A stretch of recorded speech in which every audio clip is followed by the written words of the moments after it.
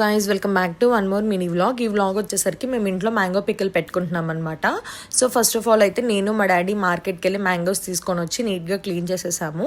Clean చేసేసిన తర్వాత ఇంకా నీట్గా క్లాత్తో తుడుచుకున్న తర్వాత నేను మా డాడీ ముక్కలు కొట్టడానికి తీసుకొని వెళ్ళామన్నమాట.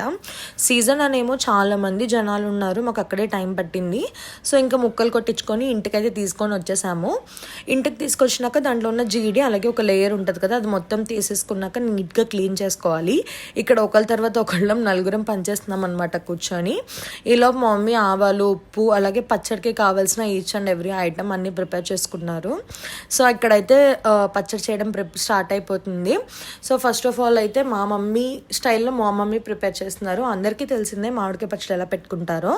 సో ఇక్కడైతే నేను ఒకదాని తర్వాత ఒకటి వేస్తున్నాను అనమాట. సాల్ట్, కారము అలాగా, తర్వాత మెంతు పిండి, తర్వాత ఆవాల పిండి అన్నీ కలిపేసుకొని దీంట్లో వేసుకున్నాము.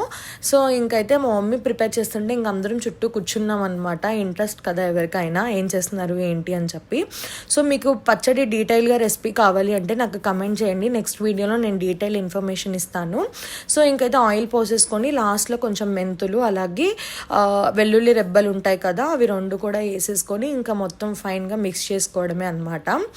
మిక్స్ చేసుకున్న దాన్ని ఇంకా మనం ఒక దాంట్లో స్టోర్ చేసుకోవడమే. మళ్ళీ థర్డ్ డే తీసి అప్పుడు జాడీలో పెట్టుకుంటాం అనమాట. సో మొత్తం తీసిన తర్వాత లాస్ట్లో అన్నం వేసి కలుపుకోవడం ఎంతమందికి ఇష్టం చెప్పండి. నాకైతే చాలా ఇష్టం అనమాట. సో ఇంకా అది తినేసాను. That's for today. Please do subscribe to my channel. Bye bye.